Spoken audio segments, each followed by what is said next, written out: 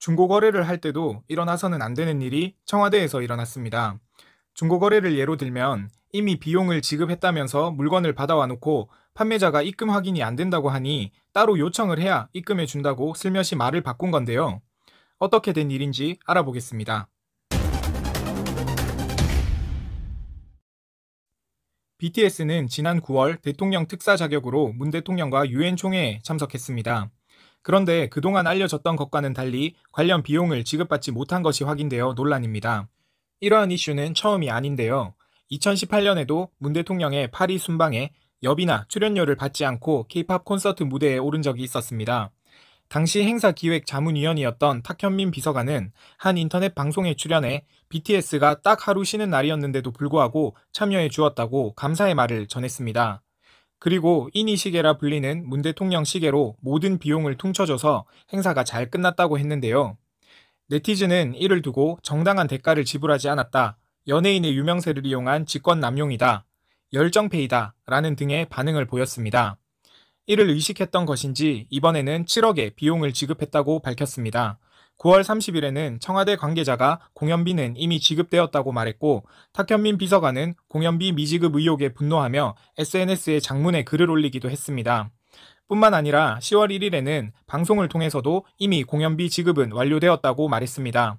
특히 국정감사에서 외교부가 제출한 자료에는 BTS의 공연비 지급 내역이 없다는 지적에 사후 정산 방식이라 자료에는 표시되지 않았지만 이미 경비 지급이 완료되었다고 해명하기도 했습니다. 그러니까 요약하자면 여러 루트를 통해 이미 공연비는 지급이 완료되었다고 밝혀온 것입니다.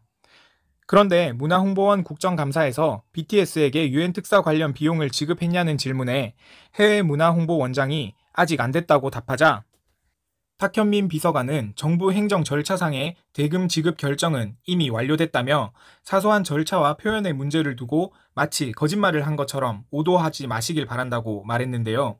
수차례 지급이 완료되었다는 말이 지급 결정 완료로 슬며시 바뀐 것입니다. 그러면서 절차상 지급 결정이 완료됐다고 해도 돈을 받을 곳이 입금 요청을 해야 입금이 된다며 입금 요청은 정부가 아닌 하이브가 해야 하는 것이라고 재차 강조했습니다. 사실 청와대 내부의 지급 절차가 어떤지 일반 국민들은 알 수도 없고 또 세부적인 절차를 따져가며 관계자들의 말을 해석하진 않습니다. 그리고 논란의 핵심은 수차례 여러 루트를 통해 이미 지급이 완료되었다고 밝혔음에도 불구하고 사실은 그렇지 않았다라는 것에 있습니다.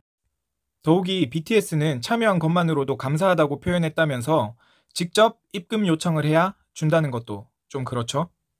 또 열정페이 논란에 안 받겠다는 것을 굳이 줬다는 발언과도 전혀 맞지 않고요. 당사자는 가만히 있는데 일부 언론이 문제라며 오보에 분노가 치밀어 잠이 오지 않았다는 것도 이해가 안 되네요. 그냥 불면증 아니신가? 아무튼 빨리 지급 결정 완료 말고 지급 완료 해주시고요. 끝까지 시청해주셔서 감사합니다.